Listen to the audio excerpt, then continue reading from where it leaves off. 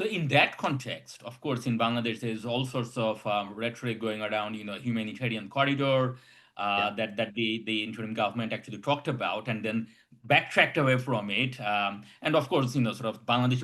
So we don't want to get into Bangladeshi domestic politics, but just tell us, sort of this idea of humanitarian corridor. I mean, what exactly is it, or what Yeah. might it actually mean, and how that relates to this engagement with the Arakan army? Yeah. Yeah. Um, so when the Arakan Army launched its attacks that ended the last ceasefire, so we're talking November 2023, Operation 1027. One of the first thing the military did was the Myanmar military was to blockade the state. So Rakhine is separated from central Myanmar by a mountain range. There's only really three roads from Rakhine into central Myanmar over the mountains. And so it's very easy for the military to prevent supplies from getting in. They control the ocean. I mean, they have a navy. They can blockade these three roads, and also they control the airport. So, they prevented essential goods from coming in. So fuel, agricultural inputs, as well as food products, medicines, basically everything that you need, to function, have a functional economy. Um, and this created shortages right across Rakhine. To some extent, this has been alleviated by trade with Mizoram through Palewa. Excuse me.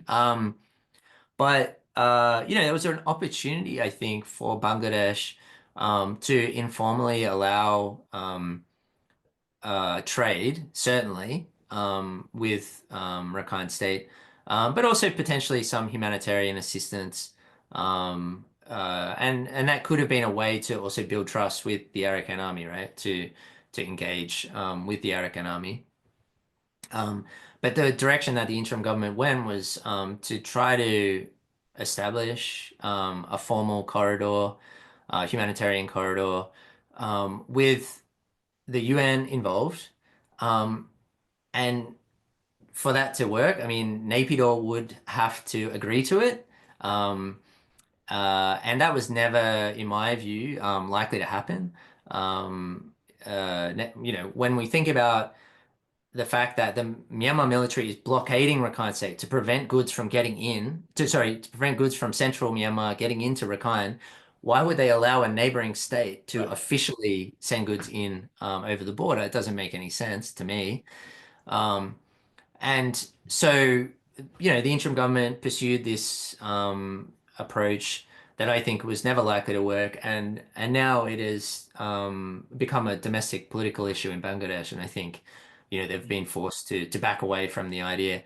But I think what could have been potentially feasible was something that was, informal, quietly done a bit under the radar.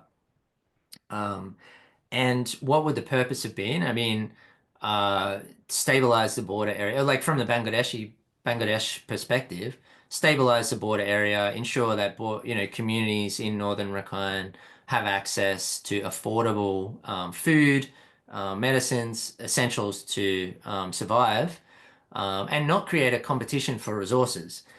In this context, where you've got the Arakan army dominant and Rohingya communities still in Rakhine, if you create a competition or a scarcity of resources, I think it's fairly inevitable that Rohingya will miss out, that they won't be prioritized, um, and that it could lead potentially to conflict, right, over who gets access to food and essentials. And so I think that's a scenario that it's in Bangladesh's interest to avoid, because the consequences are predictable. Rohingya will try to leave Rakhine and come into Bangladesh. And actually, that's what we've been seeing over the past year or so. At that about 100,000 or more people have come in, apparently. Hmm. Yeah, Triple RC's office has said this was a little while ago, 118,000 counted. Right. Now, how many are not counted, right? That's my Yeah. question.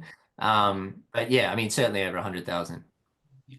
So it's quite fascinating here in that on the one hand, the actual, sort of actual on the ground, under the radar. engagement might be more fruitful. But on the other hand, sort of you want to do the transparent thing, you want to bring the UN in and all of those things, except that sort of that was never going to work, and it seems that it's not working. But in the process, we have probably made the under the radar engagement, the practical engagement that might have been possible, we probably have made that more difficult, which is, I mean, sort of this is tragic and ironic at the same time, right? So Yeah, it's unfortunate that it's panned out in this way. As you say, it has made engagement more, not just on, whether it's some humanitarian assistance or informal trade, but just relations more broadly between sure.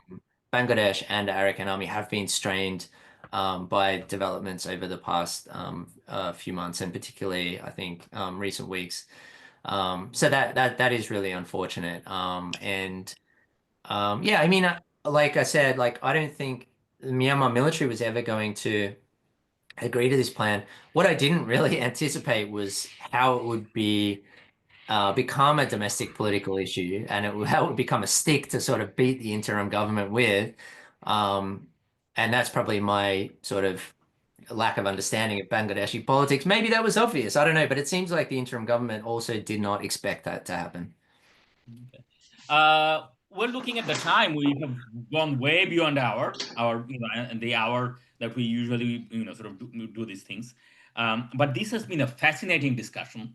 Um, and sort of the things in Bangladesh are very fluid and complicated as it is, but Myanmar seems, many, many, many more fold. Very last question before we pause, which is, how do you see things playing out in Myanmar over the next year or so?